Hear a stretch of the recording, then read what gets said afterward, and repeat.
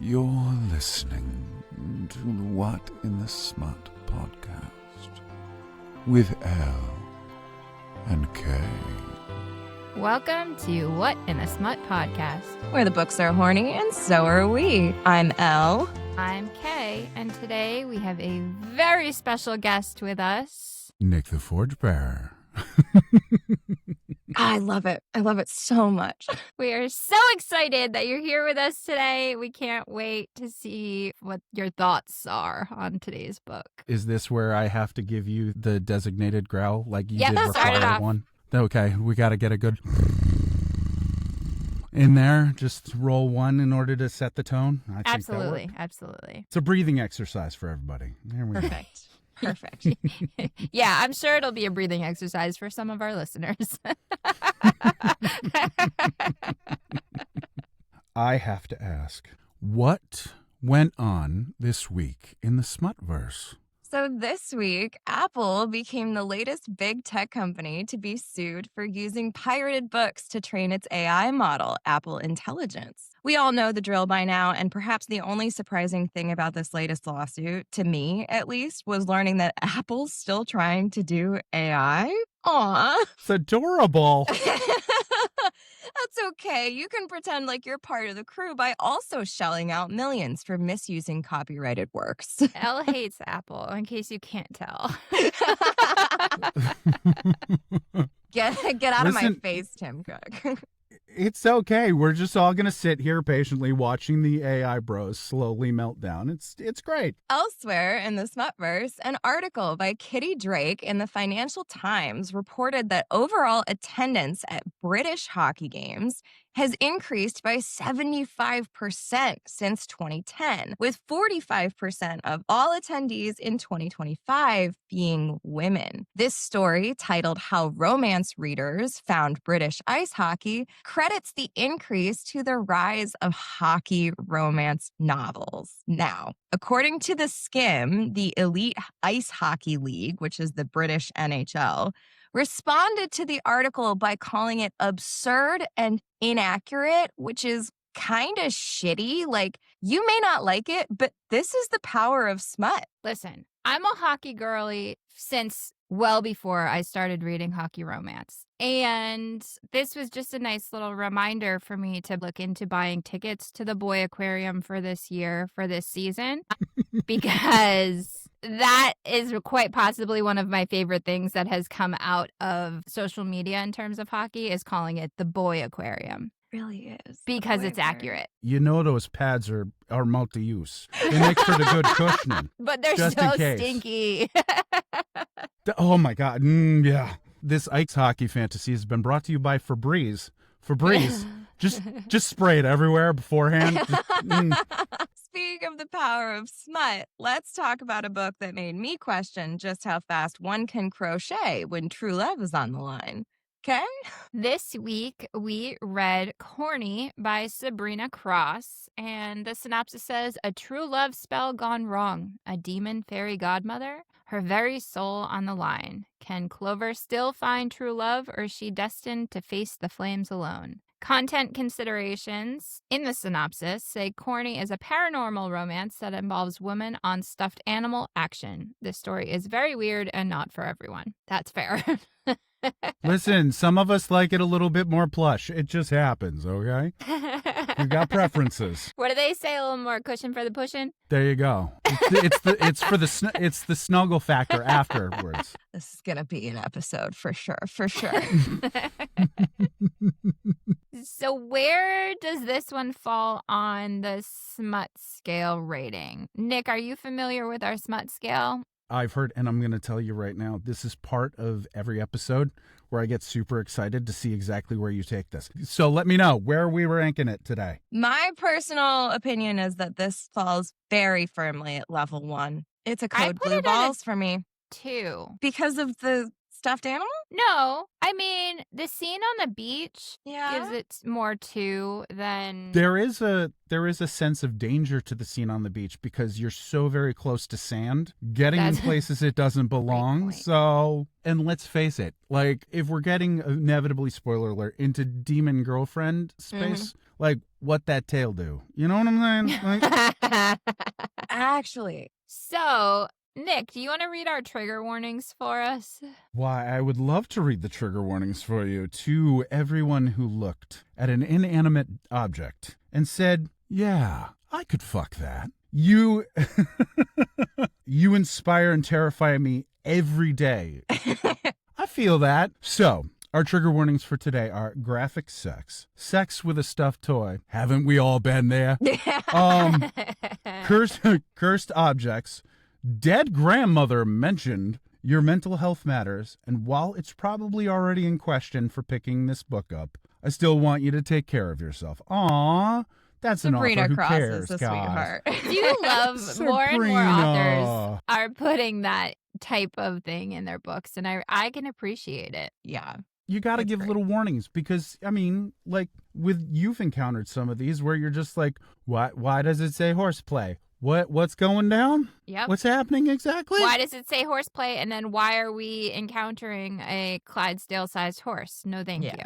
There is no horseplay or pony play or animals Really? in this Anything. Yeah. one at all. No, but there's candy corn. There's candy corn, and that in and of itself is Oh shoot! I have divisive. a bag of candy corn in my kitchen. Get it out of here. keep Gross. it to yourself. No, to it's yourself. good when you melt it a little bit. It's yummy. Put it in with What? some freshly popped popcorn, and it Ah. like melts a little, and then you got the salty and the sweet. The Why both would of I you want to just- eat wax on my popcorn? No, it's yummy. Ugh. Anyway, gross. rude. Reviews on Amazon, this had a 3.9, and on Goodreads, it was a 3.6. So, like, solid ratings for this one. So, a 5-star on Amazon says, perfect, short, smutty read. Unreal how this is only 53 pages, and the characters are so well defined and enjoyable. The premise was a hilarious twist on the summoning of a demon for love. If there's a real-life version of Candy, I want her because she's perfect. My little bisexual heart was giggling and kicking my feet one page and then hot under the collar the next. Can't wait to read the next one.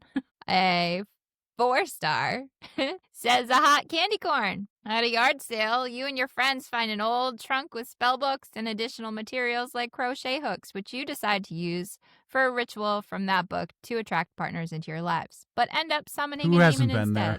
instead. I know, mean, right? Whomst among us? New England. # New England life. That does feel very New England. Our female main character starts crocheting a candy corn, but with books and a huge booty and a Nope. sexy and tiny Boobs. bikini. Boobs, Oh. not books. If only she'd only crocheted a candy corn with books. I mean, Our FMC starts crocheting a candy corn, but with boobs and a huge booty and a sexy and tiny bikini, which ends up turning into a succubus. The story is quite hilarious. I must say it has spice, especially feeling cozy at some moments. I loved Candy so much. Her character is hilarious yet sexy. Really can't wait to read the rest of the series to see how things go for the friends. But Corny was a great start. Sure. sure. What more can be said, really? I mean, it was a fun, short read.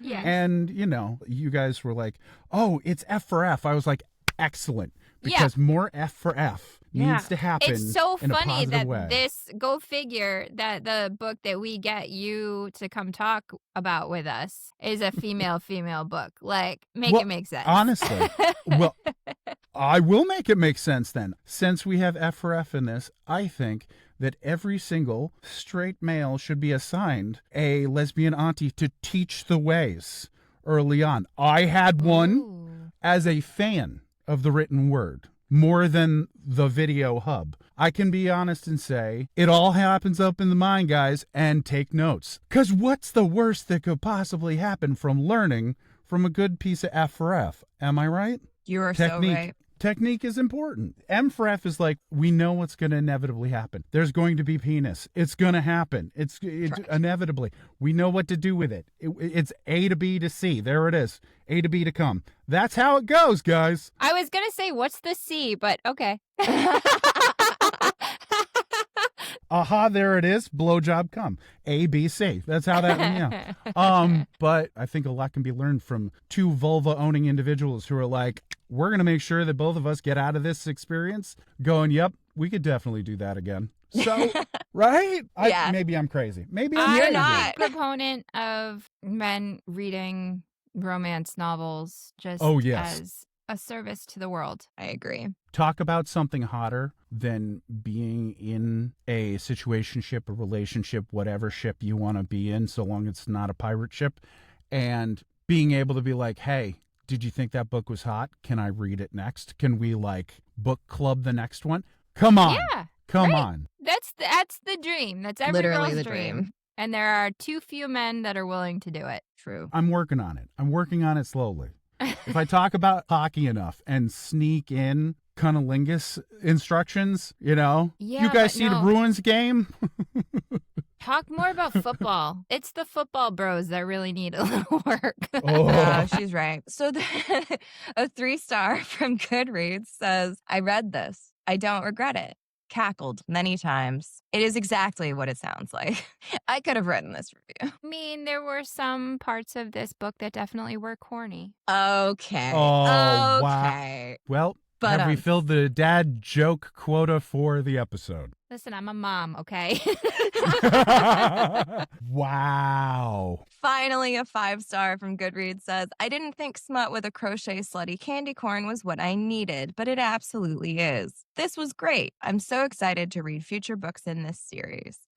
I did look into the other 3 books, and it looks like there's a teddy bear, an octopus, and a werewolf. Yes. The fourth So one's a that's where it werewolf Oh, book. God. So now I have to read them all. Oh, damn it. Yeah, you have to read them all now. Darn. Sabrina's just making me buy stuff this week, guys. I'll tell you. So, as usual, if you are interested in reading this one, we are going to go through the full story. Definitely will be spoilers. So, if you want to give Sabrina her page reads on Kindle Unlimited, pause here and we will be right here waiting for you when you come back and listen. Are we ready to get into it? Absolutely. I'm so ready. Before we get into it, I made something this weekend. Oh my God, yeah. I made a little crocheted candy corn. It's lacking a couple of features that would Yeah, do I a couldn't direct book figure out how to tie-in, make but the boobs or the butt. There's no butt on this one. I thought about it, but I just Or I the didn't have boobs. There's no boots, there's no boobs, there's no butt, but There's it no is a little books. candy corn. There's Okay. no books. all 4 B's denied. There you go. Kay texted me and she was like, look what I'm making. And I was like, yes. See, that stuff right there, that's magic to me. I tried crocheting one time and I think I almost started a forest fire. So Never More met power a to craft you. I didn't like. nice. So we start off this story, as we often do, with a group of friends doing something that I would not expect a group of grown-ass people to be doing. And I'm always surprised when we get to the meat and potatoes of it and discover that these are women in their late 20s and early 30s. What? You don't do blood magic on a Saturday with your friends? This is a Thursday. And also, when was the last time you did blood magic? Can we just say how? I mean, blood magic in this economy is a little bit of a. You've got to schedule those things a long way out. That's a Yes. Google Calendar kind of situation. When was the last time all 4 of your friends agreed on a date that you could all get together and actually held that? That is fair. Part of this is science fiction. That is true. And that might be it.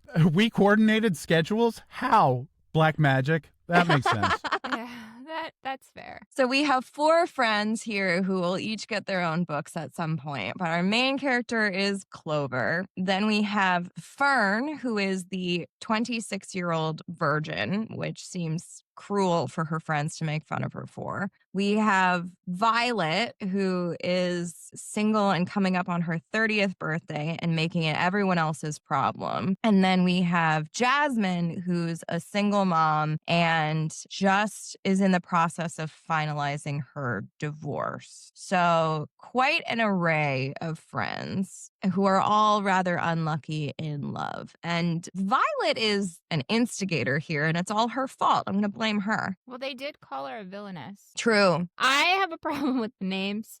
Yeah.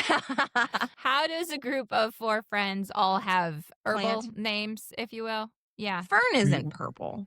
I said herbal. Listen, you got Oh, I said purple. No. herbal. demographic? What are we? We love purple here. Clover's not purple either. Fair. No, why they're all plants. Yeah. They used to be a pop group that fought crime on the weekends. Yeah. This is you know, the they were original Huntrix. they were plant-based. It was a thing. They kept the names. They legally changed them. It's fine. I'm writing the prequel for Sabrina as we speak. It's fine. Perfect. So we do find out that they had gone thrifting and they had found an old oak chest that Fern wanted. It was filled with all sorts of stuff, and the person selling it was like, if you want the chest, you got to take everything that's in it. So they split things up: crystals, bones and feathers, fabric, candles, yarn, and crochet hooks. Now, that shit is expensive. Yeah. A good set of crochet hooks can run you a good amount of money. And aren't they wooden? Aren't they like They're like handmade? carved. Yeah. Mhm. We're talking for a full set of those, well over $100 easily. Well, the person who's selling them is selling them in order to get mom into a rest home, right? Mhm. Yes. You're just kind of in that situation and you're going, yeah, this is real life. Thanks for bringing it down a minute. Right.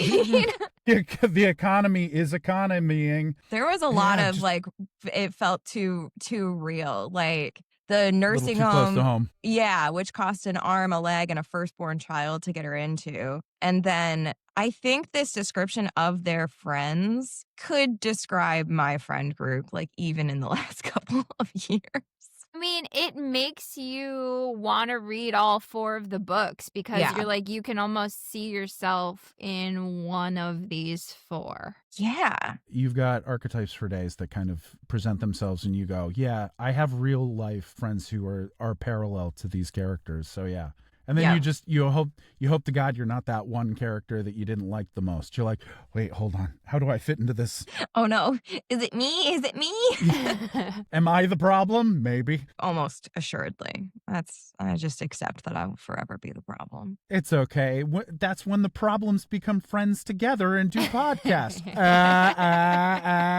Oh, that's why we're here. That's why we're here. There you go. So we get descriptions of everybody, and Clover, our main character, is a goth. She's just shy of 6 feet with curves for days, and she has dyed black hair and vivid red lips. She says, I figured if people wanted to stare, I'd give them something to stare at. Plus, I looked hot as fuck. I love that. Me too. Own it completely. Yeah. So Violet is leading them in this spell, essentially, because she's stressing about the big 3-0. And as a woman in her 30s who wants kids, she's worried about her biological clock ticking and decides, you know what? Modern dating just hasn't worked. Let's turn to blood magic, which whomst among us? I mean, Cross off the other has options. the thought been there? It goes online courses, cryptocurrency, blood magic. Natural progression of things. So Fern says, I'm really okay that this whole spell didn't work. Who needs men anyway? And Clover goes, not all of us need men. We also get, okay, but Fern isn't bi or into women. She's just incredibly stubborn. Now, Fern is the one that's a virgin. I mean, stubborn is not the word for it. No. There doesn't have to be a problem or a, You can be I strong-willed. don't know. Yeah. You can be independent. You can can be be strong-willed. Yes. setting your own course, so to speak, and not necessarily stubborn. You just know what you want, right? To not have sex with somebody doesn't mean that you're stubborn. No. No. And as someone who was a virgin well into her 20s, like, I identified with Fern. I didn't even feel like I had that high of standards, but it was just like men continued to not clear the bar. Even though it's in hell. In this book specifically, I mean, is that picky? Having standards is not a bad thing, right? No. I mean, and given the fact that for the most part, dating is still kind of a modern creation that we're getting the bugs out of. Right. You know, 100 years back, and you were like on the cusp of, I will give you my daughter for land. Like, Yeah. so dating is a relatively new concept. And let's not even get into equality and rights. Anyway, so yeah, And being able to being have able- credit cards and checking accounts and all of that. Welcome to Updating Feminism with What in the Smut.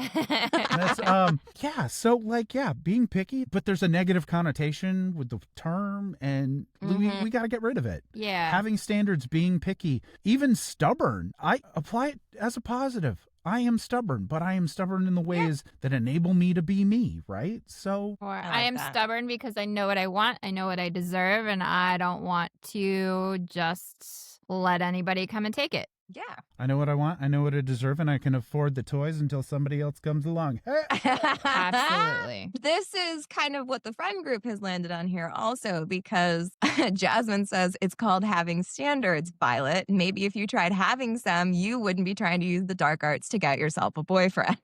Which is such a burn. It is such a burn. That was, you're just like, how are we friends again? What's gonna... I mean, some really good friendships come from a little bit of bullying, I guess.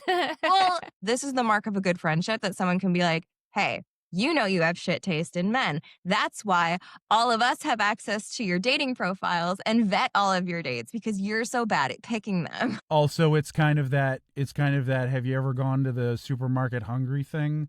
Yes. And sometimes you'll get into that position where you're like, I'm going to start swiping the wrong way on these. And your friends are like, no! Swat the there. phone out of your hand. It's You know just what? like- How dare you?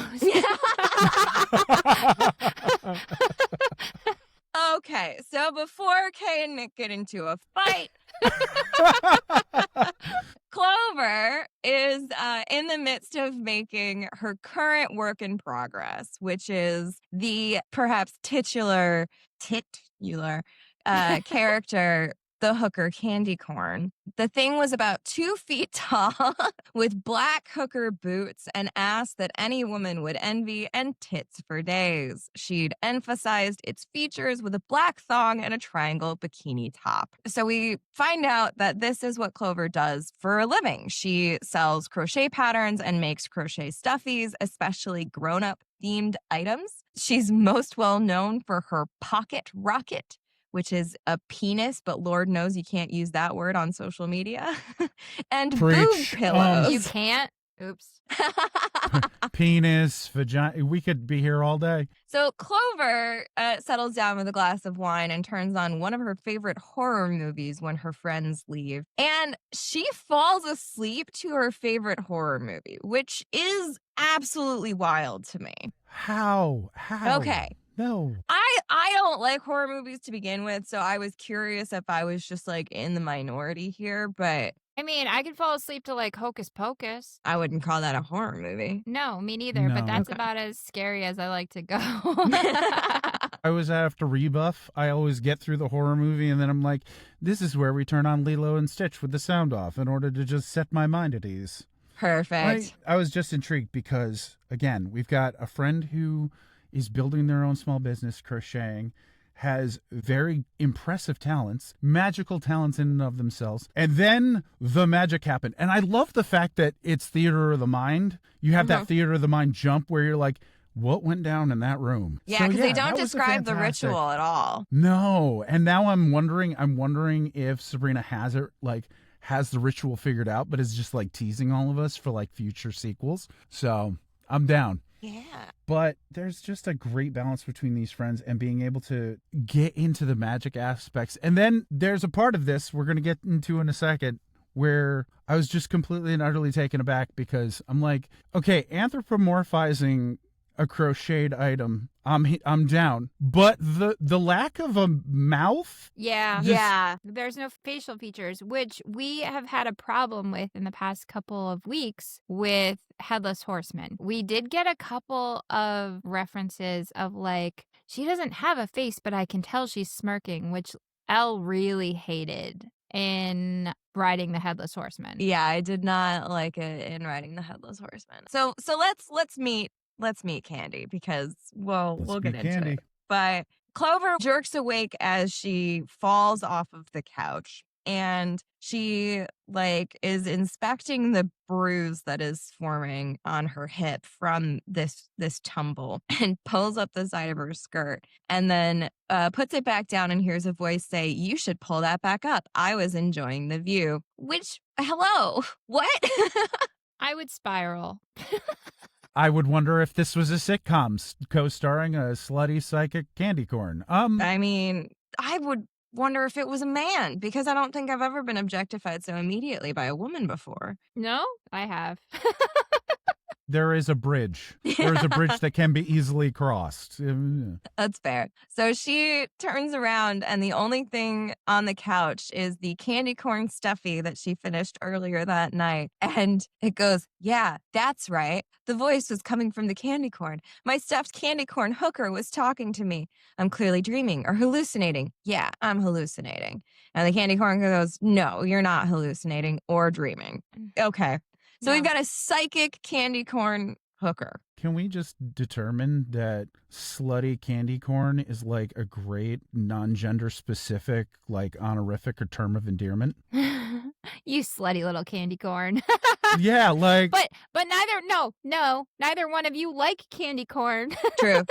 It would be an So we insult have- if I used it. So I can use it, but you cannot. I was going to say, so we've provided you. Look at that. And all of your listeners are just like, you know what? I'm going to enter that one into the repertoire. Yeah. Get us back on track. I was going to say, slutty little candy corn without a mouth that's psychic. Yes. So it does say the candy corn scoffed and somehow scowled. How was it making facial expressions without a face? And I have that highlighted in a different color to remind me to ask you, Elle, how that one made you feel. It's fine. I feel like it's relatively infrequent. We're doing the same thing we did with riding the Headless Horseman, where we just keep being reminded that the candy corn doesn't have a face. And I don't need the reminder. I needed to be allowed to go into my mind palace and just imagine that there was a facial expression and not keep being. I like that. You didn't need to keep being reminded that she didn't have a face because that's weird. Yeah, and with crocheting, you the bunching up of the bunching up in order to make those. When it said she scowled, when she scrunches her face up, it reminded me of the Sorting Hat from Harry Potter. Yeah. Yes, okay. But wouldn't that pull on the lower fabric so all of a sudden the boobs start jumping too? I mean, maybe she's got some tricks. She's got some tricks. We haven't gotten to that she part certainly yet. has some tricks. I was going to say we'll get there. So she kind of gives her the rundown. She says, "You signed in blood, you idiot human." And then says, "You all asked for true love. You each have 1 year to find true love or your lives are forfeit and your souls belong to Lucifer.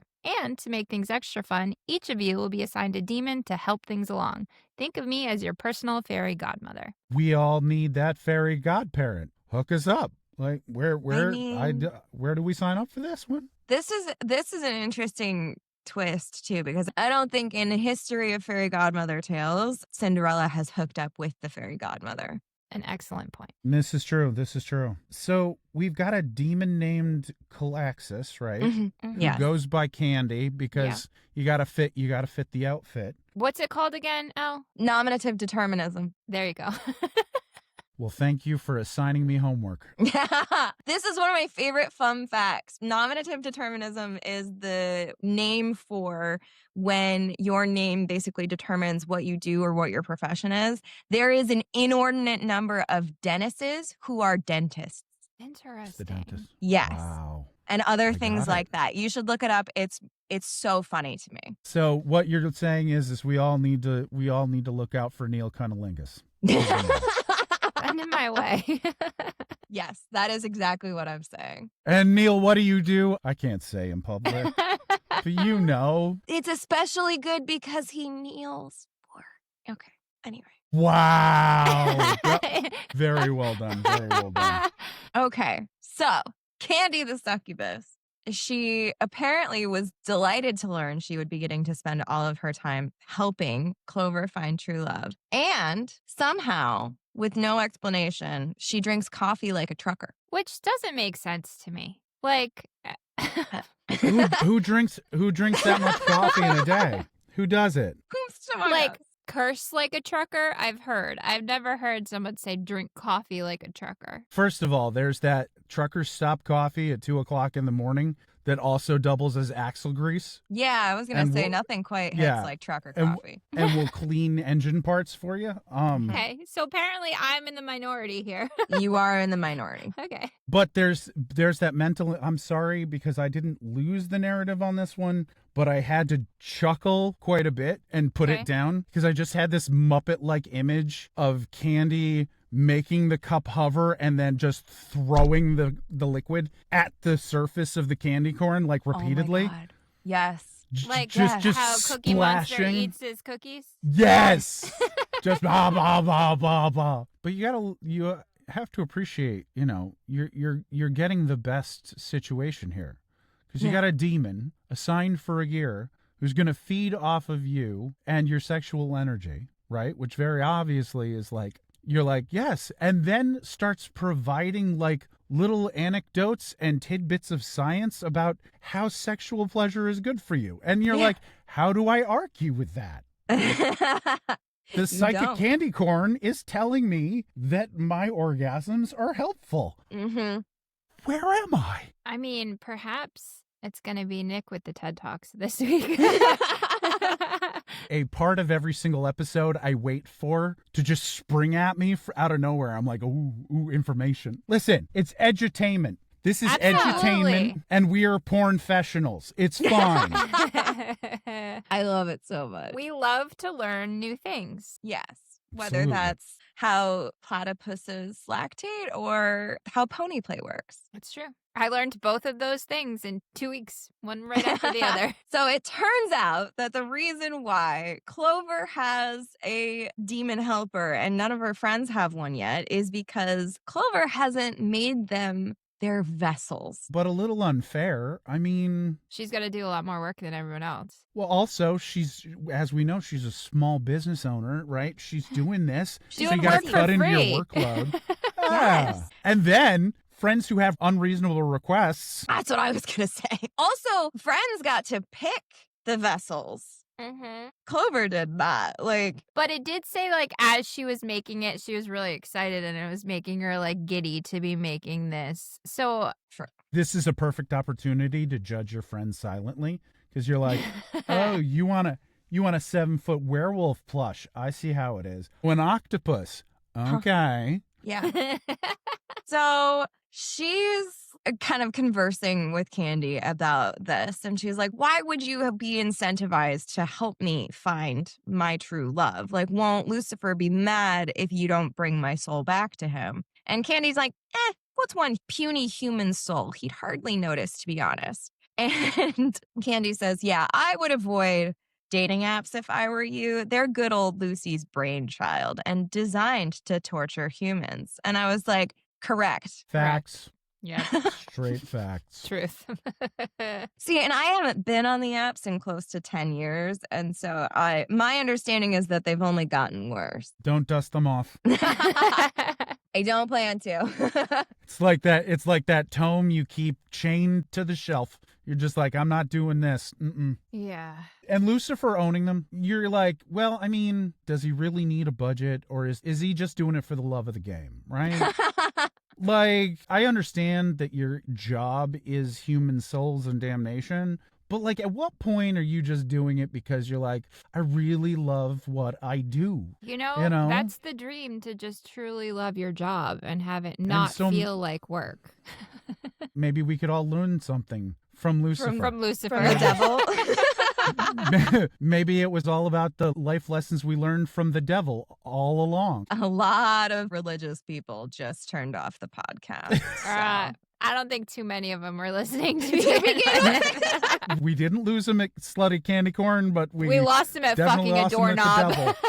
So Candy being there, Candy being this constant, like, puppeteered little Jim Henson monstrosity, popping around randomly, apparently able to teleport, has Yes. telepathic abilities, but also seems to be able to, like, feed off of our main character's energy, especially specific energy. Very So specific. inevitably, this will go nowhere. No, of course not. Not at all. My favorite is the friends go out because they've kind of accepted now that the four of them have a year to find true love. And they've been warned that the dating apps won't really help them. So they go out to a bar. We should all be warned. How is this not in the warnings? How is this not in the warning? In the trigger warning. This is the most triggering part of this whole book.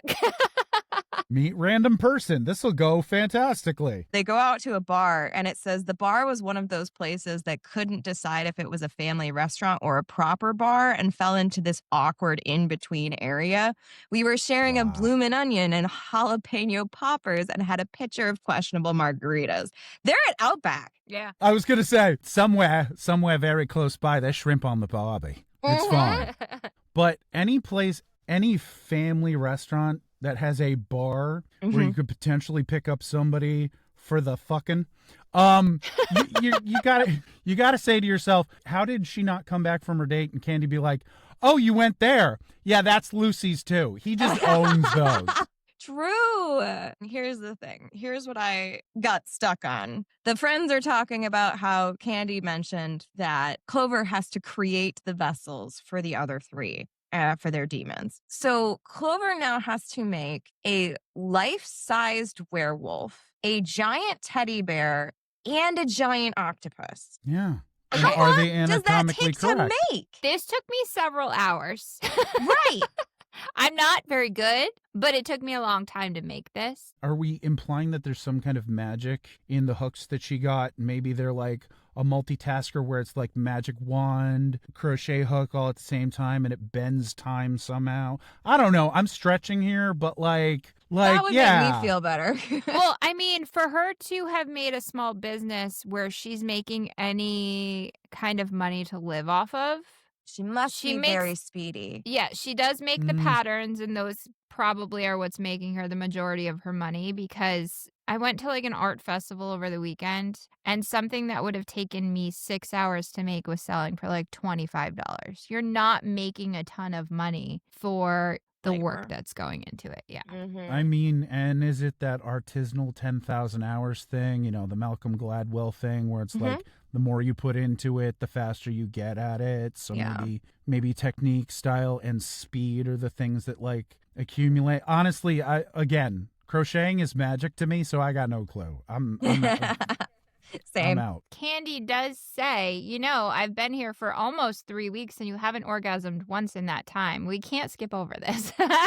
It's true. We can't skip the TED Talk. It's no wonder you're wound so tight. Don't you know that an orgasm a day keeps the doctor at bay? And she says, that's an apple, you horny bitch.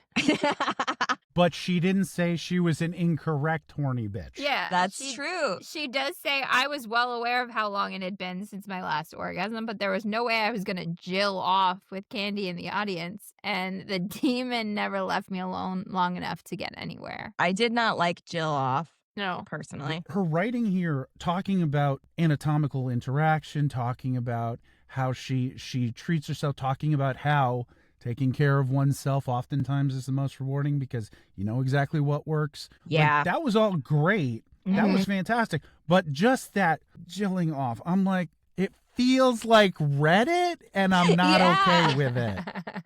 Can you just jump to like, oh, I was seducing myself, I was fucking my, like there's even make love to myself, like feels a little less sophomoric. Yes. Yeah. That's right? exactly right. It Yeah. feels very immature language. But then once you move past that, you get into this very well-written interaction where you have a lead character who's owning their own sexuality, who's taking control, and a horny little stuffed animal right over there who's like, yes, feed me. Yeah. Candy convinces her and says, what the hell is an apple going to do to keep the doctor away? Orgasms improve heart health, raise white blood cell count, and boost endorphins, making you happy. And girl, you could use some happy. And I mean, no notes. That's a TED Talk in itself.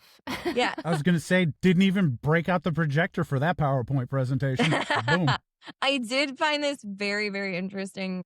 This feels like a very specific microcosm of like a time period on the internet, because Clover specifically goes to her favorite like horny Tumblr blog of black and white GIFs, which like I'm going to guess this was 2015. I do appreciate though. There's like, I have my specific go-tos. I know what I like. I don't necessarily have to go to the hub, you know? So yeah. So again, it's, whoa. Wow. That's far too recent to be going to Tumblr for porn gifs. You know sorry, what, Sabrina. though? If it works for you and it's been working, then why ruin a good thing? So Clover is thinking to herself that she's never been the most adventurous. She has a minor praise degradation kink, and she liked the edge of the good kind of pain, but she'd never liked the idea of being on display or watched, which is why this is kind of new for her, and finds that she kind of likes Candy being in the room. The moment where you realize something because you're comfortable enough with the person that you're around that you're like, hey, I can explore this a little bit more. Mm-hmm. Closeness opens kinks. I'm just, you know. Oh, I like that. And Candy's been around for a while now. Yeah, it's been a couple of weeks. They'd found like a good rhythm. They were settling into a friendship. And speaking of settling into a good rhythm, as Nik kind of alluded to, one of my favorite things about masturbating over having sex is when I find the right spot, I stay there. Unlike when you're with someone else and you say, right there, don't stop. And for some godforsaken reason, they always change what they're doing. This spoke to me. And this is something we've come across with Sabrina before, where I've been like, this is too real. Yes. I will now read the apology for heterosexual males. Dear everybody listening, our bad. We'll try better. Oh my, yeah, no, it is that common thing where it's like there's that loss with certain potential play friends or play friends where it's like, hey, if you do it right and you do it enough, I'm going to want you to do it more often. And for some reason that gets lost, and it just, it's infuriating. So I wasn't particularly a fan of this sentence. The soft sound of my fingers driving in and out of my wet hole was obscene. I mean, Not my favorite. would you prefer it to be referred to as a... Wait,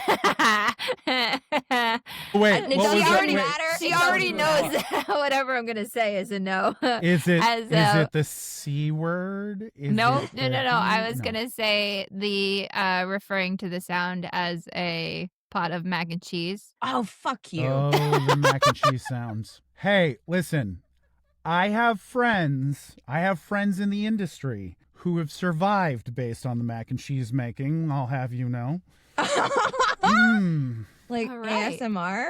As a frequent creator of spicy audio content, there is a certain level of sound effects that are required. That's interesting. So when it comes to sound effects, that's another thing. And this is a personal question, and I wouldn't need, like, does anybody really find their own sound effects to be obscene? Or is it like part of the game? Is it something you get off on? Like, but I've never known anybody to be like, man, if I could mute this, I would. Like music in the background. I feel Yeah. like that's your own sound effects wouldn't be obscene, just like nobody's ever offended by their own smell. Yeah. Well- Yeah. I don't know. I've been offended by my own smell.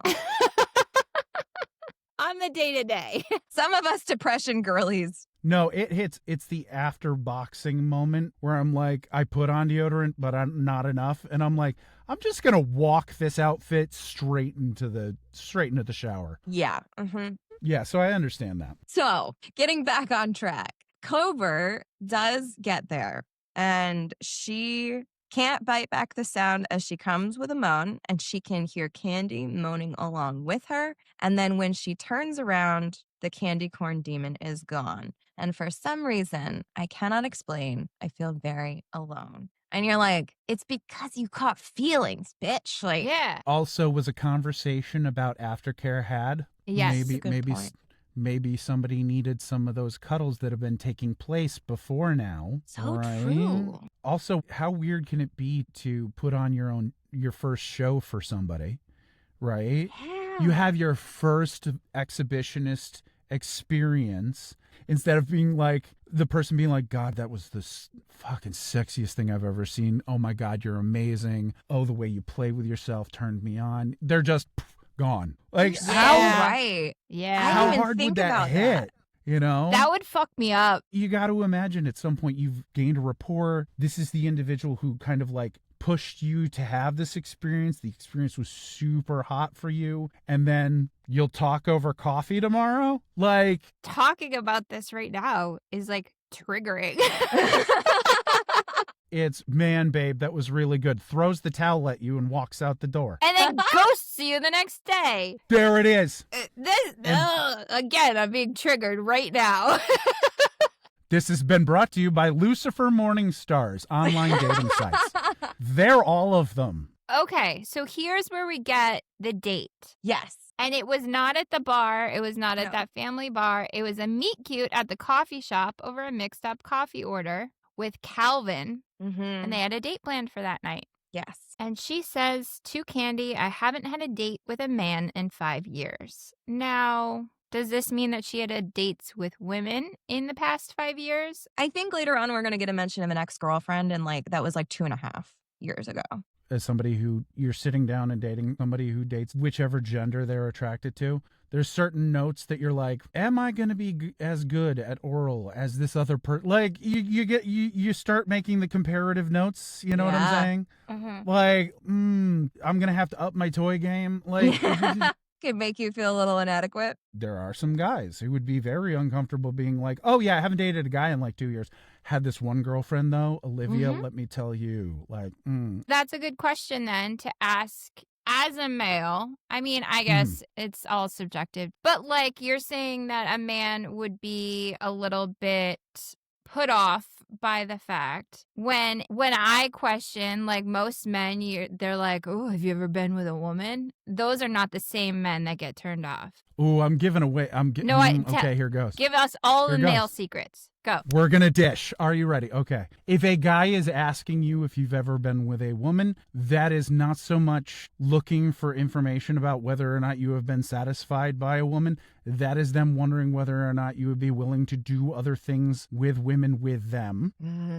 So they're building a narrative and a possibility list. But the other thing about that is that less secure lovers, you guys have had the conversation. Size is subjective. Some people some people are size sovereigns, some people are not. Depends on what you're working with and how you're handling things. Gender neutral. Right. Gender neutral. I fucking love that. I'm so sorry. Please continue. So some people are size sovereigns, some people are not.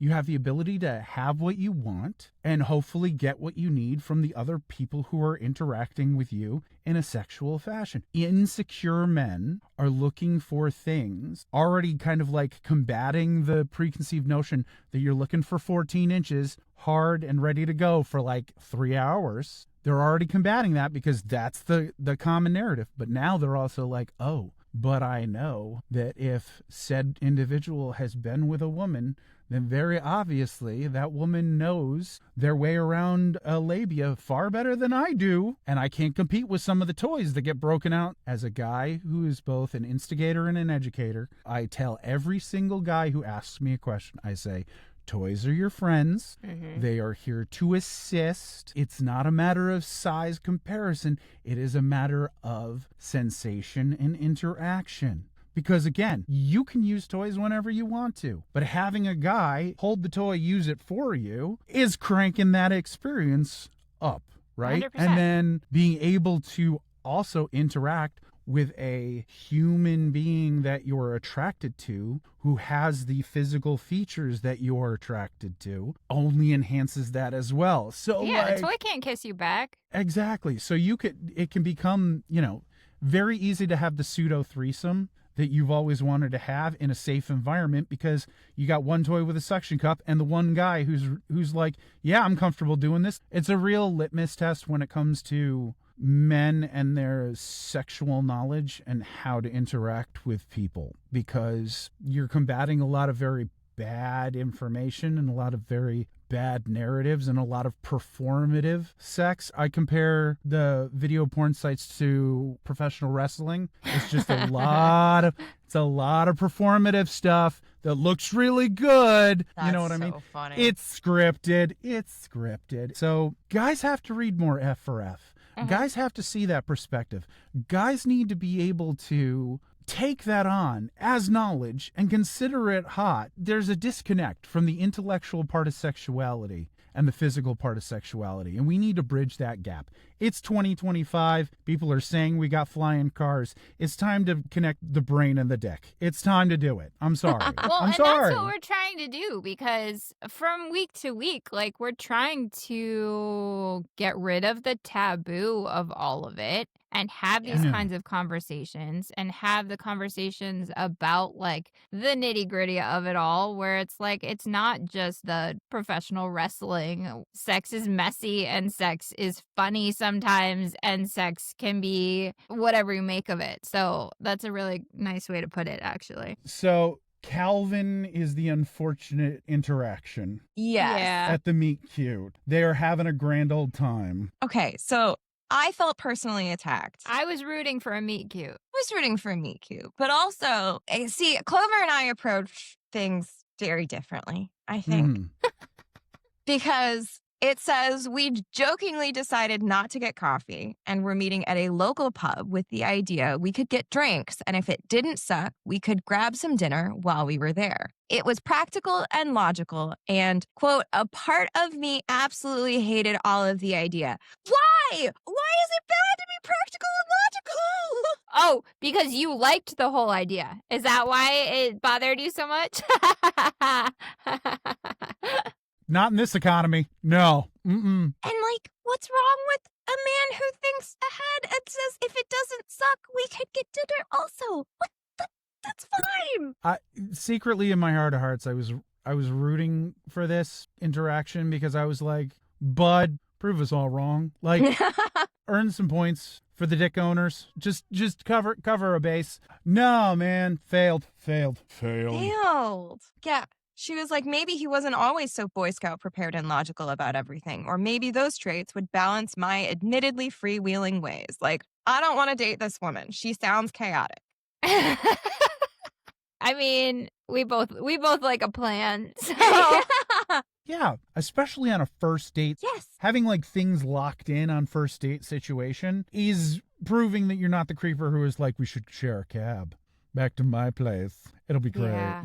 Like, meet me here. Oh, we've changed plans. Meet me there. Why? Are you hoping that the tail who was following me just to make sure I'm safe is going to get lost? Like, a little sketchy. Well, and he doesn't get better. He Anyway. doesn't get better. It gets worse. But then also, for the record, Clover is worse. What do you mean? Stay with me Okay, here. I'm okay? here. Oh, there's a soapbox. So they go out on this date. They get drunk. They end up skipping dinner and just having drinks, and he comes home with her. Messy, but fine.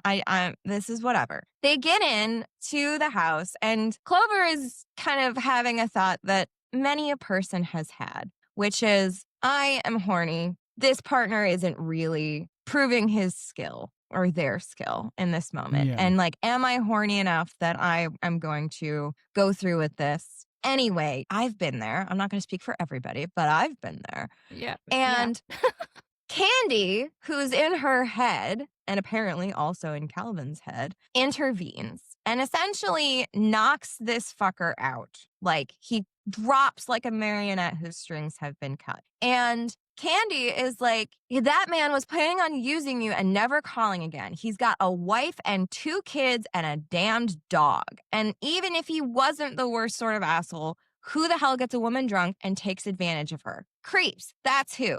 Candy is correct. Candy is correct. And Clover says, what if I give 0 fucks that he's married and I just want to get laid? Girl, what?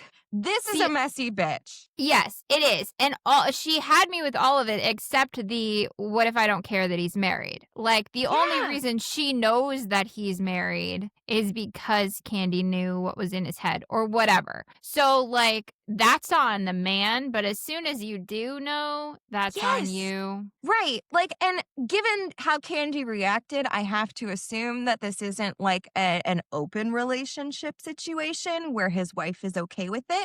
And thus, because you'd be upfront about that. Right. I mean, it behooves Calvin to be like, hey, I just want you to know, like, I'm in an open relationship. If you'd like, I can call her and confirm. Right. Yes. And so the fact that, like, she's learning this information and is not immediately a girl's girl about it, I don't like it.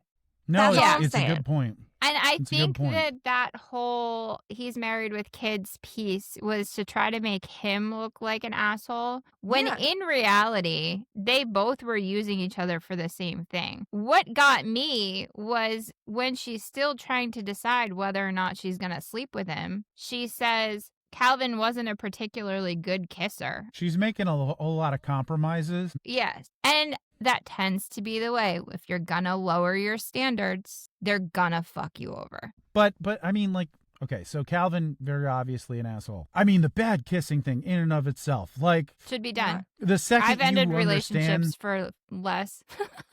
Like, and the fact that he's willing to make those moves in your place after you've been drinking enough to compromise you is just... But yes, I mean, I feel like they're both kind of at fault, and there's a little bit of desperation on her part, but there's also just a sliminess on his. Like, but she's a demon. Candy's a demon. Yeah. So whether or not So there was she's lying involved, I would tend to think based on the rapport that they've built up until that point, maybe not. But the other thing is that what if she's already started to find herself in the feels a little bit? Catch feelings, And so she's like manipulating the situation a little bit. You shouldn't be with him. Here's the list of reasons why you shouldn't be with him. Now let's go into the bedroom and cuddle back up the way that we always fall asleep. Like, anyway. That's a good point. Questions abound. My final thought on the matter is her soul is on the line. This is not about getting off. If you have less than a year to find your true love, or you forfeit your soul to the devil, the moment that you realize that you're not invested in this man is the moment you should kick him out of the house. That's a good point. But counterpoint, maybe this is just her starter man to get it all out of her system. Little bit of a palate cleanser. Yeah. I'm just going to say that we've been recording for 2 hours and you've only growled once. So let's throw that out. Oh, I'm so very sorry. I haven't given you more than one growl. Would you like another? That's a good one. I am deceased. Well, if you're just now joining us, at least one of the hosts is dealing with a medical issue. Meanwhile, Nik has tested out the audio equipment and made sure everybody's hearts are healthy. We're good. All right. Moving right along. I was going to say we're about to move into the portion of this story that, like, I was like, ooh, I could probably like take snippets of this and turn it into like little vocals for like social media and like draw people in. There's been a so couple hot, since little we've bit of met danger. you that we are like, I wish that Nik was here to read this one line for us. I'm gonna start getting DMs. Nik, could you just do me a favor? Could you send us a voice note for just this one thing? Hey, send it my way. I'll do what I can. But yeah, so date with Calvin was an absolute wreck. Calvin's a lump in the hallway. Well, was it a hallway? Was it a little independent home? Yeah, it's Yeah. a little house that had been she'd inherited grandma's. from her grandmother. And she does say to him, "So this is my house. It's nothing special, but it's mine." And like I felt that to my core of like, here's my little place. It's not great, but I love it and I'm really proud of it. You have invited a predator into your nest. She let a You were allowed boy to into go. her house. Ew. I know. He might have touched all the stuff. What if he asked to use the bathroom? Absolutely not. Not allowed. Go outside. Oh my. Yeah, right? You have the equipment. Go pee in a bush. So one thing I did like was Candy says to her, "Oh, little human, you deserve so much more than whatever this limp wrist asshole could give to you. Now, please open the door and I'll take out the trash. Also, you'll want to get the keys out of the lock." Now, we all need a friend like this. Yeah. Again, it is the caring demon mommy of it all. And you're Yeah. just like, okay. She drags his ass out the front door. I'm does. thinking she pitched his ass onto the sidewalk like a Yeah. bag of garbage. Yes. And then she's also like, by the way, you left the keys in the door. And like, can you imagine being that shithead and just like waking up on the sidewalk? Been there. No. Just waking up being like, did that go well? How many did I have? Do I still have my kidney? Do I still have my kidney? It's a wild question.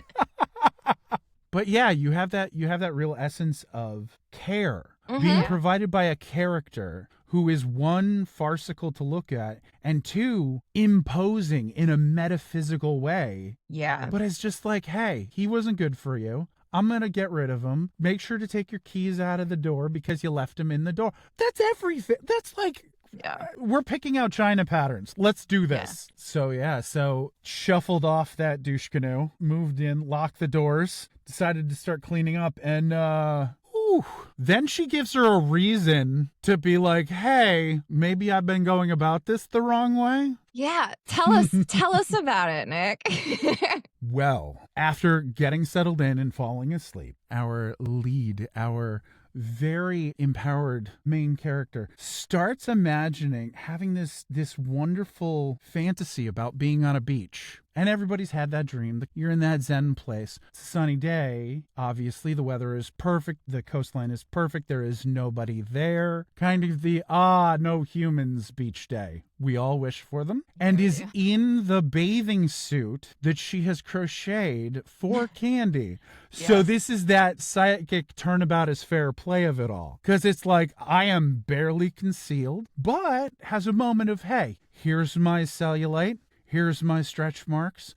I'm okay with it. Living my best life. And then gets approached by the actual physical representation of Candy this whole time. And I had to take a moment and I was, my word, it's gotten a little bit warmer in here. You are excited about this demon mommy, huh? Well, you have this character who's very physically imposing to a lead who's been very independent this entire time. Right? With features that are very distinct. Hundreds of braids, all of them like adorned in silver cuffs, this perfect dark skin, a long purple tongue. You're like, okay, so we're checking some boxes. Exactly how much of this is being informed by our own unconscious? And engages in the most dangerous interaction in the entirety of the piece, because so precariously close to sand, without any garments, being provided the best oral sex I can remember in relative history, but at the same time, very dangerously close to chafing warnings aplenty. Joking aside, the two of them have this, it's connective in a very almost poetic way, because they have this, there's an exchange of power. There is very positive reinforcement. There is checking in that takes place. There was just a great sense of interaction between these two in a space where they're safe, where they can be alone, making sure to take the jab and being like, I put you in the same clothes that I was in. And it allows them the ability to kind of like, okay, here's what it would be like if you were with me, as opposed to this comical version of myself. But an interaction that is so lust-inducing that she snaps out of it. Haven't we all had those moments? You wake up from the dream going, Well, this is frustration on a level that I can't really quantify. And the instant that it happens, there's that moment of just, I need this fulfillment. And we move into, again, one of these F for F interactions that is not something that penis-adorned readers would commonly think about. It's a grind session. It is a good, fun, clean grind session where all parties involved are enjoying it, even though Candy doesn't have any way of orgasming in this situation. We know that she's feeding off of it, but Candy's just like, yes, use me. I am the fulfillment of your needs in this.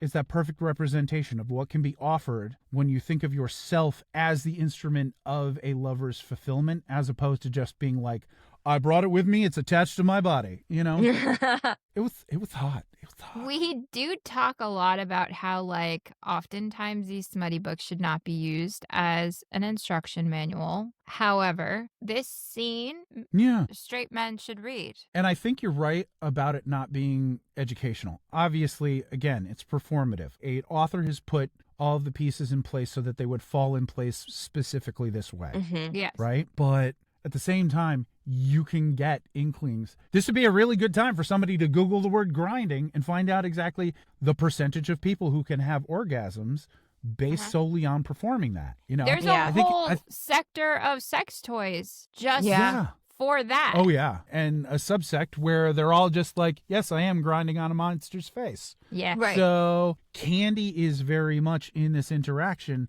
the dominant because recognizing the pleasure is to be had, experienced, and Candy's facilitating it. Not education, because crocheted toys, no bueno. If there are fluids involved, don't want to be doing that to a crochet anything. Bacteria be bacteria-ing. And, nobody wants any of their sex toys to be a petri dish. Again, Google grinding. I'm throwing a percentage off here, but I did a conversation about this where it's like 37 to 56% of people with vaginas, 37 to 56% of vagina owners agree that grinding works. It's not about penetrative sex, No, and there is a whole group of men that don't understand that. I would even go as far as to say the majority of women are not going to come just from penetration alone. The other thing that one can glean from situations like this are get inspired by dirty talk. Because it is something that helps. You want to make sure that you're completely stimulating a partner. The brain is the biggest sex organ on record. So having a moment like, shh, now little human, I'll take good care of you. Like, yeah, sold. Listen, we could talk about phrases that pay off.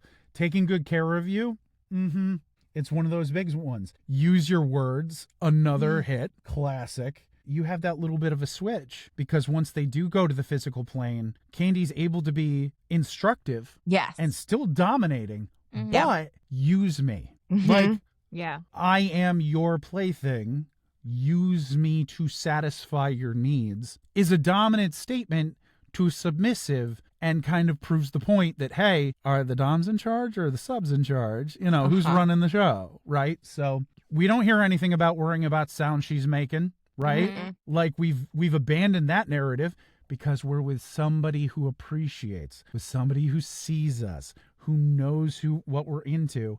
Absolutely. And that frees us to be, we're a free range freak at that point. And that's cool. Yeah. There's something to be said for being 100% comfortable with your partner. Yes. And how that can heighten things. Absolutely. We are, of course, going to immediately pull back from that because as we this scares Clover out of the moment. So she has this dream with Candy's demon form, her actual true representation, wakes up and is so wound up that she then uses Candy, the crocheted vessel that she made for Candy, to get herself off, and then has, I wouldn't call it post-nut clarity because this was fear-driven for sure, but has a moment of like, what the hell did you do to me? And immediately comes out swinging at Candy. This is hurtful and upsetting. And once again, Clover, messy bitch. Get your shit under control.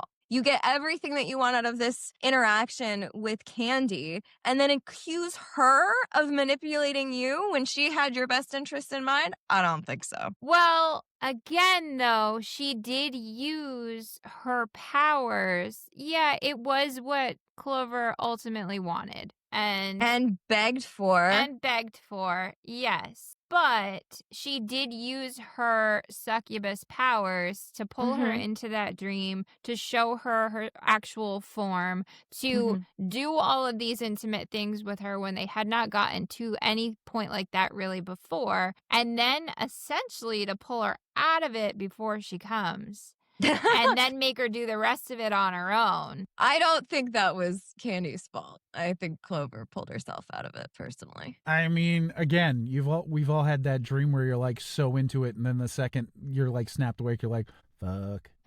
Like, why? What set me off? An owl down the street decided to whoo, and you're just like, oh God. I'm and you're awake. like, but I was on the beach. But yeah, she has that moment. She has that moment though, like where Clover's like, you're a demon. You're probably lying. Like not before, like there was no sense of that. But again, there's that moment of I've been exceedingly vulnerable. You've seen me in ways other people haven't. Yeah. I came for you. You got to see that face. And so now where are we? Candy does say, coming to someone in their dreams is child's play for a demon like me. But here's the thing, Clover. I can't make someone give in to me. Everything we did was because you wanted it. Which, I mean, is that psychic? Is that psychic consent? Like, how does that right? Is this also going on the opposite end of sometimes your body will tell you things that your mind is not ready to? Because we talk about how your body can reject a partner sometimes violently, but is this kind of the other side of that where like her body was telling her that this is who it is and this is what it's supposed to be, and her rational brain is like, fuck that, no way, you're a demon. This is interesting to me because I feel like having the psychic connection in any other situation, having someone else tell me, you wanted it, would be extremely off-putting and like offensive. I would almost like put me in a state where I'm like, no, you don't get to tell me what I wanted. But I think having this, I like to be on an even playing field. Don't judge me. So having this like, tell me what I want. Don't tell me what I want. We've learned that Elle is not submissive. But all things considered, like I think having set this expectation that Candy is in her head and like does actually know what she wants, it set up this scene to put Clover in the position of the person who is very obviously in the wrong and who is very obviously lashing out because she's never been this vulnerable with someone before and she doesn't know what to do with it. It really does feel like Clover has all of the power here and she's using it to hurt Candy. And she does hurt Candy. Because Candy says, little human, I've never once lied to you, not once since I've been here. Candy's voice was low and firm. When I looked back at her, she was gone. So she does hurt her. And then she disappears for a couple days. I mean, yeah, like that's kind of a hard footing to leave off on, right? Yeah. Like, you can't experience what you experience and then completely have a crash afterwards and not have to put some reasonable space between yourselves. There has to be a mutual meeting. Yeah. So they avoid each other for a while. It gets into Monday afternoon, right? And then there's kind of like a mutual conversation about what took place. Which, I mean, apologizing after you completely crash out like she did can be a hard thing to do, where you're like, fuck, I know that I was wrong. And she does. She says, I'm sorry. I was a jerk and you didn't deserve it. So, like, that can be tough. Or maybe that's just because I'm such a stubborn bitch sometimes that even if I know I was in the wrong, I'm like, nope, I'm not going to do it first. Just being able to look somebody, I was about to say in the eyes, but one of them doesn't have them. To look somebody, to look somebody in the massive enviable rack and tell them that you were wrong. You're in this whacked out situation where time is ticking and all this shit, but you have the ability to have the emotional wherewithal to just be like, I was wrong. Yeah. And again, there's some people you wouldn't be comfortable with doing that with after a crash out like that. But they both come back to the table and are able to admit their faults. Yeah. And they have like basically an acknowledgement of the fact that Clover was like super into Candy's demon form and then very much not into the crocheted candy corn form.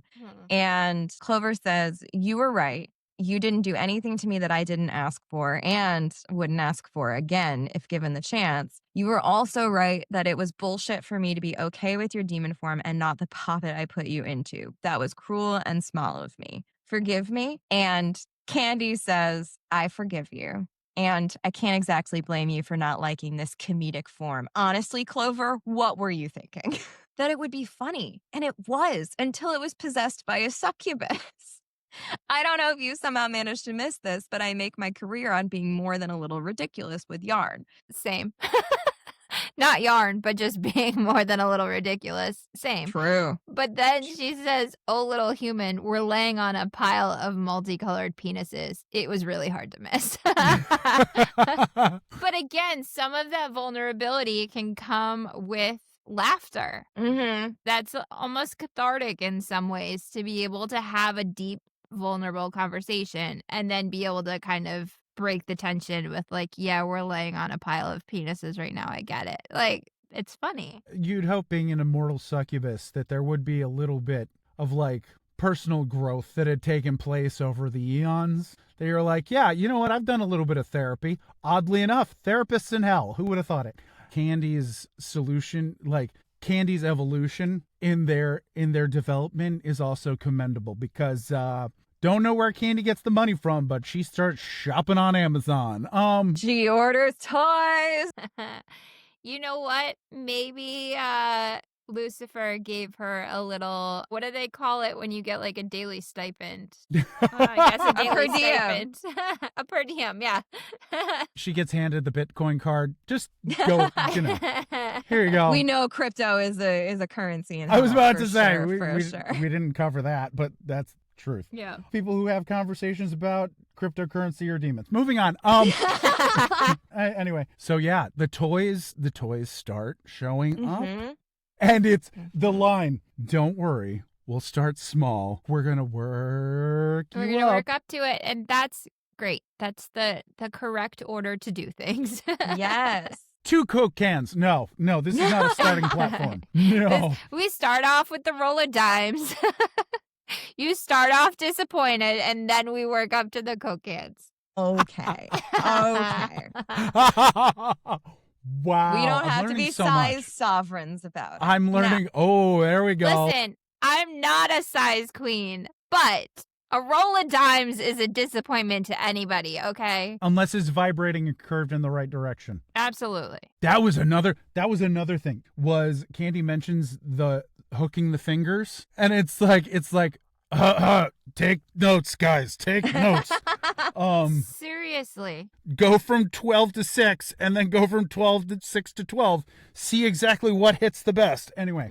Listen, it's Nik's TED Talk today. If we have any male listeners, if we haven't scared them away by our... we lost any male listeners at episode the 1. The clit is not a joy buzzer, and everybody has a different angle. The G-spot is not a myth. Do we need to keep going? Put that on TikTok. Did I tell you there was a video that got taken down last week? No. It did not see the light of day for more than 60 seconds. Really? If he's trying to convince you to do anal, tell him first. Yes! You want to know exactly how you have to handle that particular orifice? Receive first, and you'll know exactly how slow you have to go. Yeah. I am obsessed. Yeah. I'm obsessed. Dropping wisdom bombs over here. Hey, we So got, here again, edutainment. I'm bringing a little bit. So Candy and Clover settle into this very satisfying kind of relationship.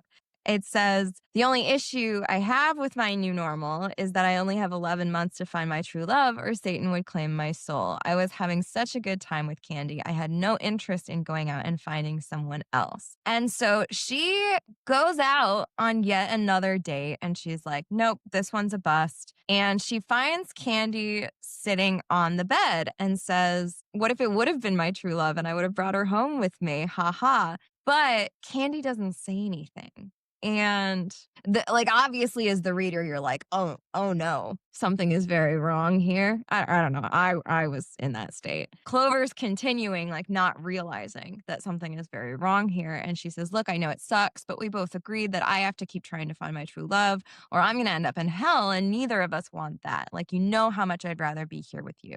And she nudges Candy and the toy goes flying because it doesn't have the normal weight that it did when Candy was possessing it. And she realizes she's gone. And Clover loses it.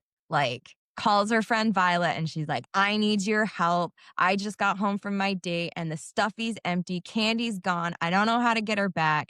And Violet's like, girl, the demon's gone. This has got to be a good thing, right? Like, doesn't that mean that you found your true love?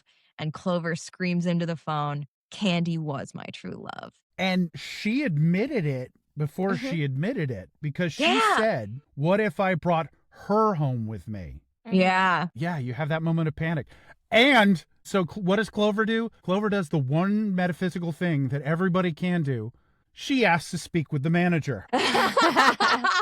I'm like, Clover, the balls on you, girl. You were just like, I'm taking this to the top. And I was like, okay. And in case you forget, Candy is a demon. So her manager is the devil. The devil. Yes. And so she is panicking and telling her friends, I need her back. I never told her. And Violet says, never told her what?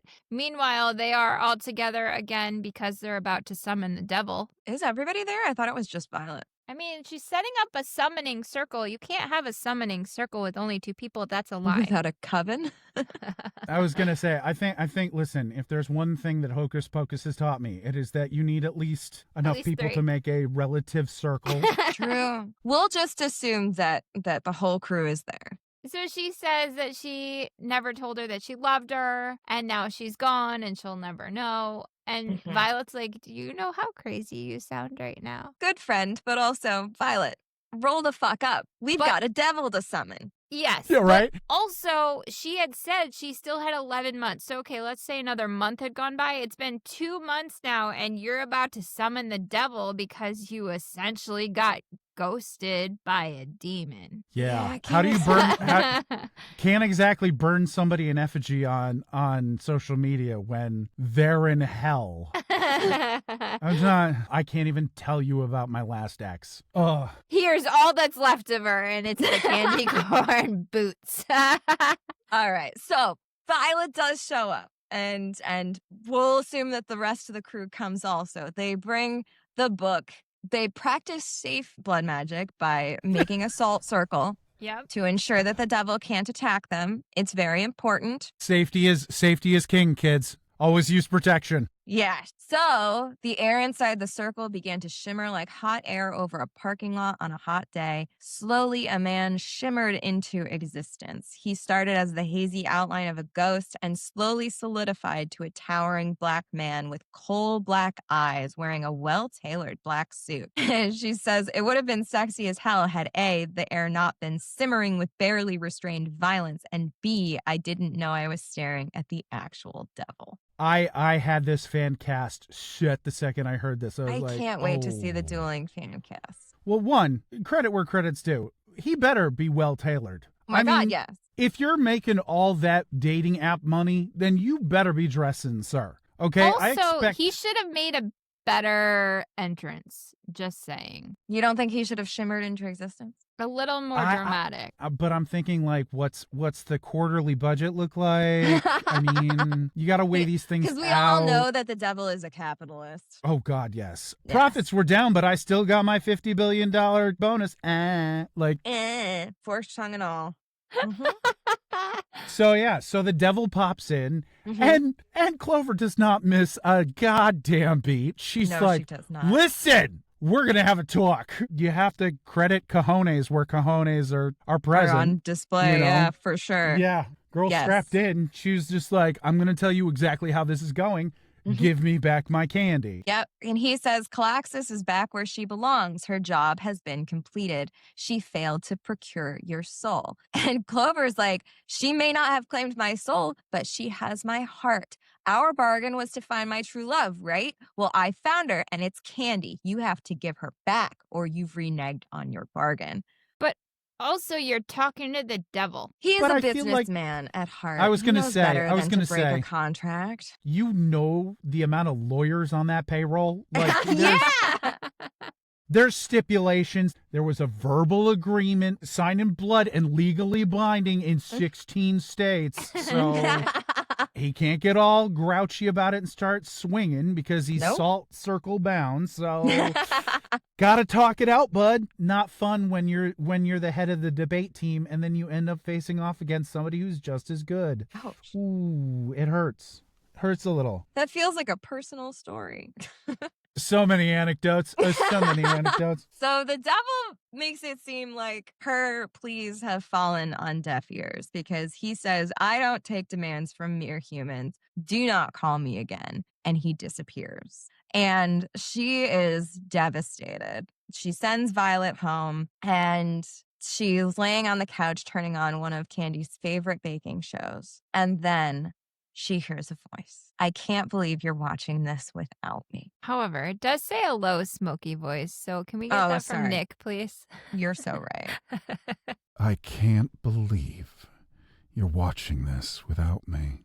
And honestly, if it's the baking shows, I understand that. How dare you? Michaela barely made it last week, and she was hanging on by a thread because her tart didn't turn out right. And you have the gall to watch without me. Like, samesies. It's a cute line. It's so good. So Candy's there. She's there in her full demon form. Mm-hmm. I love it. And she's like, are you going to say something or just sit there staring at me?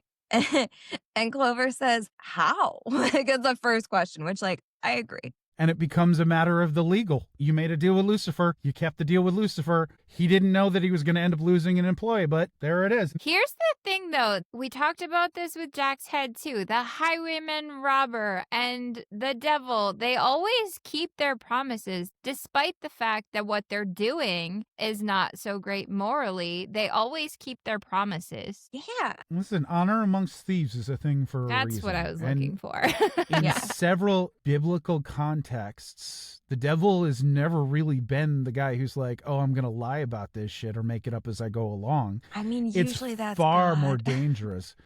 more dangerous to tell the truth. Hard facts are far harsh than the lies that we tell others and ourselves. Yeah. Oh, yeah. You know? So no, don't cry, you know? And it's like, yeah, of course Yeah. there were tears. Because it's like, I don't have to go to hell and I get this sweet, sweet tall demoness who knows how to order sex toys and Huh? loves baking shows. And And- honestly, not to be that guy, but like, isn't this the relationship? It's the best friend that you Yes. fuck.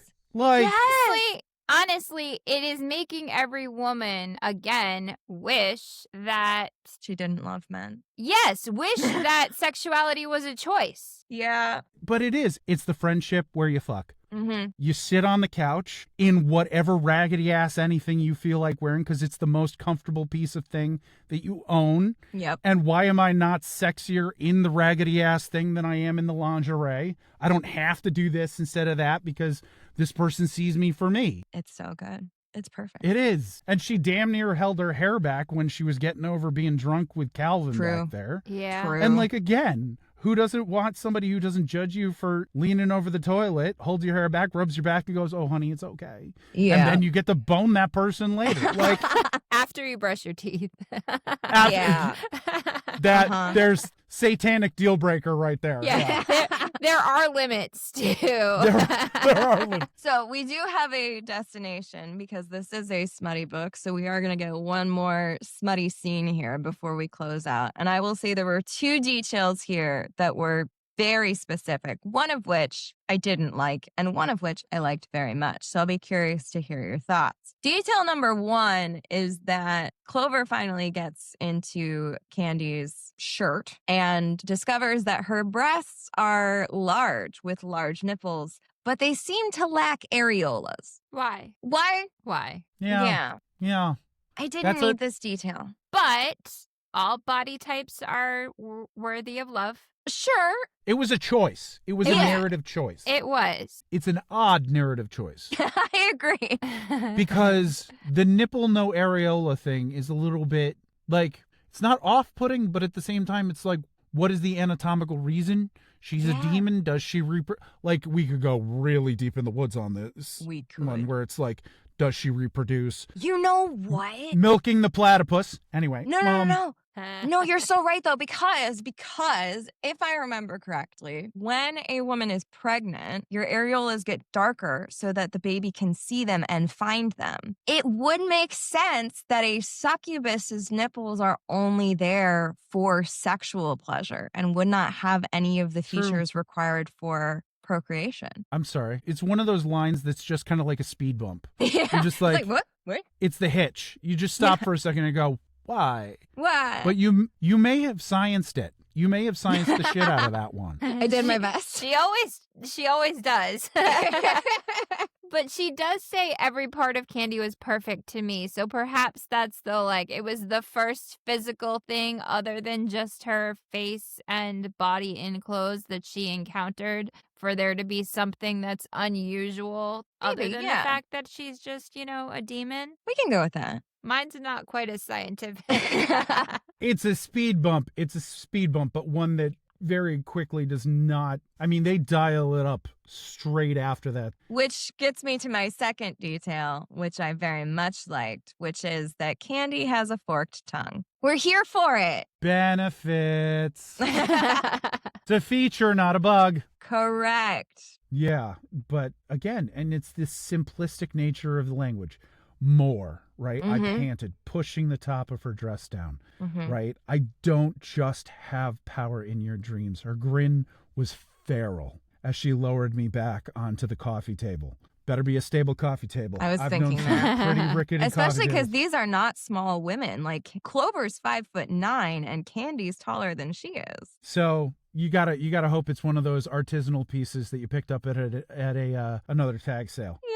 But again, I want to touch you. I whine. It doesn't have to be super flowery. It doesn't have to be overly poetic. You get the point across, and it's hot all the way throughout because they're communicating through this interaction. Also, she magically binds her hands behind her back. Yeah. So she's magically and invisibly restraining her. Yep. So we That kept adds an all of the extra- powers, but now you're going, okay, if there's ever a sequel, we're talking about, like, can she lift a whole person? Does this become a telekinetic Oh. shibari situation? Oh. Not that I've ever written these, but it becomes, listen, can she form kind of a solid object using her telekinesis? Is this a not a strap-on situation?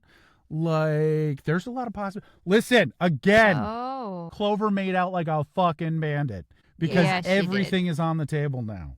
So, my Candy, my one true love, my everything. Aw, it got completely dirty, but then you're like, aw, like, Yes. there's clenching, there's throbbing, there's thumb finding my sensitive clip and rub slow circles. Again, slow circles All good around. things. All good Mhm. things. Yep. But yeah, the forked tongue, finding depths, it was just So good. heat and fire and sensations together overwhelmed me. Who doesn't want that? I mean, it all worked as a heterosexual woman. Mm-hmm.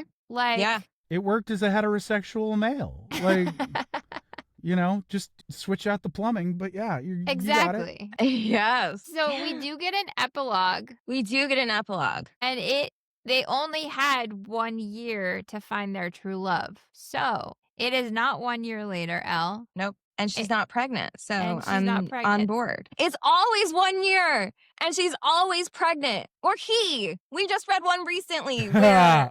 Uh-huh. Are we omegaing the verse? Is that what's It going wasn't on? even an Oh, really? It Okay. was- I swear Surprising. to you. Listen to the Little Slice of Hell episode. That one was. Oh, I haven't. That was the Yeah, I one think- with the in Incubus. So I guess, I mean, those demons can make things happen. True. So, yes, we do get an epilogue. It is not 1 year later because they're just out with the girls. Candy is in her human form, but she's still getting stares. And it turns out Clover has discovered she has a jealous streak a mile wide because there are men at the next table over that are like, can't keep their eyes off of Candy. And Candy says, I can't help it. I am a lust demon. That's kind of just like it comes with the territory. I thought this was a missed opportunity to make Candy a black woman in her human form Yeah. because it says that in her human form, she's a tall, willowy white woman with blonde hair, cornflower blue eyes, and an hourglass figure. Men would kill to get at, and women would kill to have. But I don't know. It just seemed like she should be a black woman. It was a weird because it wasn't where I put the mental image. Me neither. I disconnected from it a little bit. Yeah. Me too. Yeah, it just didn't feel like it fit. After describing this like glorious tall woman with black skin and like a bajillion braids, I was just like, It was such a Black weird woman. shift. yeah. And like, I don't know. I think there's probably a damned if you do and damned if you don't, because like there is something problematic about portraying a demon as a black woman, which That could be misconstrued. Yeah. could be misconstrued. So I do think that there's possibly a reason why Sabrina didn't go this way, which I understand. And like, I don't want to perpetuate stereotypes, but I also thought on the flip side, like if you're trying to portray like the hottest woman you've ever seen and you switch from a being with black skin to like tall and blonde and willowy, that feels wrong also. Yeah. So I'm sorry, Sabrina, you wouldn't have made me happy either way. And they're back at kind of like another sporty type bar because there's fried pickles, and we're Which at, I love a we're fried at- pickle, by the way. I mean, not to dig on a fried pickle, but They are all lovey-dovey, telling each other that they love each other. Candy helps Clover with her business. She ships orders. She's basically her assistant. And they work as a team. And then it says, sure, Candy wasn't who I envisioned all those weeks ago when we'd cast the spell, but she was exactly who I needed to complete me. And I feel like that ends up being the case. Your person is never exactly who you envisioned it would be when you were setting out on whatever journey. Yeah, I think that's a right. life lesson. A life lesson in our erotica. Why? We always find a life lesson in our erotic novels.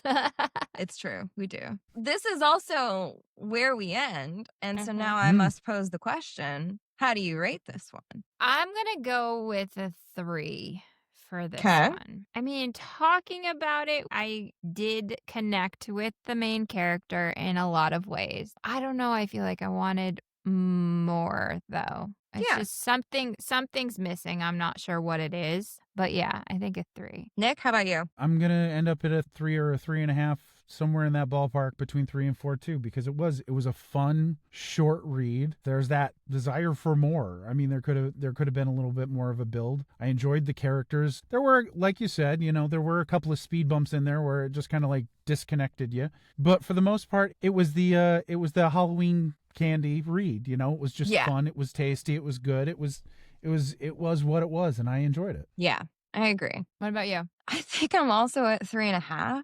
Like, I think a lot of the smutted. I didn't like how much we skirted over some of them, what would have been the more fun smut scenes. Like, I would have liked to have seen one of these times where they were testing out toys. We spent a lot of time in the beginning setting up the fact that we were going to have a possessed candy corn, which is fine, but then we didn't get as much of like them actually being friends as I wanted, and which is like the danger of any novella length story is you gotta pick and choose which things are going to get like a full scene versus like, just believe me when I say that they get really close and they're besties. And so like I'm a fan of, if we're gonna have that coziness and we're going to be building so much on getting more intimate, I would have liked to have seen more of that. And I think that's where it fell short for me. Definitely had that cozy aspect too. Yeah. Which is funny how many books we've read recently with our Halloween series that we've gone through that Yeah. have that cozy kind of Yeah. piece when it's like you're talking about a demon. You know what's the most erotic thing about this? The couch time. Just like me and a demon hanging out, having snacks. That's it. It's me. It's me. I'm in this picture and I don't like it. Well, it is my favorite part of the episode, which means it is time for the fan cast. However, I want to hear who Nik cast first. Me? Oh, no. Do you want to do it one at a time? We could do one Yes, at a time. let's do that. Okay, Let's do okay. that. Because I want to right. compare and contrast. Okay. So for Clover, who would you have chosen for Clover? See, now here's the thing. Okay, this is playing to a favorite, and there are some people who know me who are going to be screaming at the episode at this point. I would have cast Rosario Dawson. I like playing off of that strong dimension of the goth, the boots, the kind of ability to be unsure and emotional but still bring that power to a scene. I think it'd be a good fit. I feel like Rosario Dawson is the only woman who's ever made me question that I was straight. Mila Kunis for me. Oh, that's a good one. For Clover, I chose Leslie Jones. Oh, So Clover okay. is a tall, very curvy woman. Uh-huh. Leslie Jones That's is true. hysterical, but I didn't realize she's almost 60. She's Leslie Jones is? 57 or 58. I did not Holy know cow. that. Isn't that wild? Yes. So yes, Leslie Jones was my pick for Clover. I love it. Now, Candy. Nik, Uh-huh. what do you got? So here's the thing. We had the conversation about getting to the epilogue and being like, oh, wait, willowy white woman. But for the human form, when my brain went, no, this doesn't fit, before we got there, I went with Tessa Thompson. But Yes. But when it was like, well, if we have to cast a white woman, I went with Renee Rapp. That makes sense. Because I Okay. was like, yes, willowy. I was like, do we need to go willowy or do we need the energy of just walking by a table and having everybody at that table turn around? I feel like the smirk that Renee Rapp puts on her face sometimes could in fact turn a room. Yeah. Just listen, You're right. listen. Game recognizes game, and I'm like, I realize, but yeah, I think that'd be a really good fit. This is funny because, and I'll explain who I changed it from. So I changed it to Naomi Campbell. Ooh. Uh-huh. Uh-huh. Good one. She's tall and the dark skin. She also just the attitude. Naomi Campbell's Mhm. got the attitude. But Yeah. originally, and this goes to the epilogue, and that might Yeah. be why that was what I had chosen for in the first place, because that was the last Mhm. thing that I thought of was Margot Robbie. Good one. We need all of these represented in Yeah. our right. posts Uh-huh. for this And- episode. Lastly, I'm interested to see if we came up with the same person for the devil. Huh? Oh, you go first. Sterling K. Brown. Good one. Good one. This is who I was picturing. Sterling K. I Brown. I had- love him. Oh, man. That is one delicious man. It's true. He would play Deliciously Evil real well. Yep. I had Yahya Abdul Mateen. You familiar with him? Nope. If you see him, you'd recognize him. Yes. That was it right there. That was the moment. Yeah. Ooh. Ooh. Ooh. Uh-huh. Where has he been all my life? Wow. Like, he's got this commanding, calm energy, but it's compelling and it's energetic, and you just can't look away from his performance. I can't look away from just the pictures that popped up. That is a beautiful man. Yeah, Oh. definitely would be a good fit. Wow. I'm obsessed. That is a great choice, and I'm so glad that you brought that man to my attention. This is so good. Oh my gosh. Well, this has been so fun. Kay, what are we reading next week? So next week we are going to read, we're in November, so we are done with Halloween and we are moving on to Thanksgiving. We are going to read Basted by Abby Hunter. This one is wild. I'm sure. I know nothing Wait, hold about on. it. Basted? Basted, a Yeah, like like a a turkey. turkey Yep. baster. Uh-huh. Wow. I know nothing Okay. about it, but I'm sure There will be an Elle TED Talk, for sure. Excellent. I can't wait. I cannot wait. I have one tiny request Yep. Yeah. at the very end. First off, I'd like to thank you guys. This has been so much fun. But I'm going to do your outro. I'm just letting you know right now. We're going Okay. to record that, and you can, Yeah. you can clip it if you want to. But is there anything else we need to do before I do that? Are you reading anything else? Is there anything that you've Yeah. been reading that you want to let us know Oh, my about? God. I've been so busy in finishing up the book. I've got 14 audio pieces coming out this Boy. month. A couple a couple that are full production pieces. So you will see me in a series of roles written by a great many different people, and all of them very dirty. Love it. Be prepared. But yeah, I'm currently focused. I will get around to the stack of books on the nightstand at some point. Yeah. But for right now, it's just I'm locked in on finishing Red and Wolf before we're aiming for a publication date. We're actually going to premiere the physical copies at Smut Lovers next year. That's so exciting. So I will have the honest to God physical book in my hands to sign for the first time at Smut Lovers. It's going to be great. That's so awesome. exciting. Congrats. Congratulations. Thank you. Thank you so much. All Thank right. you so much. Thank you. We loved are having you. so glad that This is- you could join us. This was so much fun. Thank you so are much just for a having- peach, and we are so glad to have met you. Yeah, and here's to many more adventures. It'll be great. Absolutely. And with that, We are at our wits' end. we'll see you next time. Was that as good for you as it was for me? You have been listening to the What in the Smut podcast with Elle and Kay.